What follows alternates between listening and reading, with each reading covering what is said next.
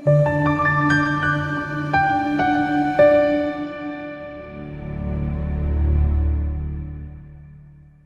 akakulonde busise igama kupastor ngithandeni ngifleki inamba isenzo kusona nikuseni ngiyabudambama nakhona yibo umuntu ongumlandeli wechannel kuphela ukuze usensele inamba ke iqikelela ukuthi awuyisebenzisi WhatsApp awuyisebenzisi nge-SMS awufoni ebusuku awufoni ekuseni ufona ngo9 yaku5 ntambama kuphela sibheka la Tracy Zonde amen ngicela ukubuza ukuphupha ke uphuza amanzi acebile she was drinking clean water. I don't know ukuthi baphuza itshara ngeglass or werecha or baphuza emfuleni or from the tap but amanzi abecebile the water was clean. Number 1. Ngokujwayelekile uma uphupha la amanzi ahlanzekile kuwuphawu lokuhluma waphuza lokho kusho ukuthi lindele inhlanhla nesibusiso kanye nokuzwa indaba ezinhle ozosithola maduze.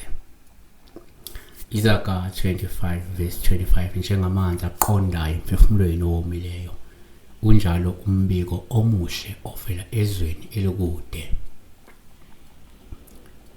2 kwesinye isikhathi uma uphupha amanzi ahlanzekile kuwuphawu oluhle kakhulu uma uwaphuza usuke likhomba imizamo yokudambisa isimo nokunqoba umzimba noma usizi nokukhathazeka kanye nokuthola nje ubulungiswa empilweni. U-Amos 5 verse 24 kepha ke makugeleza ukulungiswa njengamanzi nokulunga njengomfula ogobhozayo.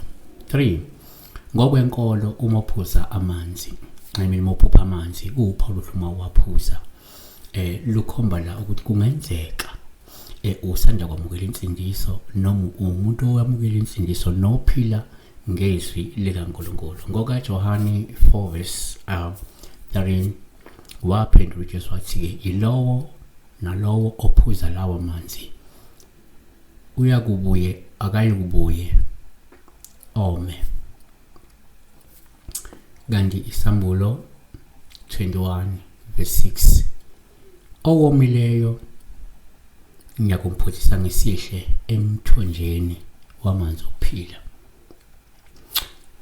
4 kuyenzeka uma uphupha amanzi ahlanzekile kuba uphawu lokuhluma waphuza olungabe lukhomba ukukhulelwa uma kungukuthi umuntu wesifazane.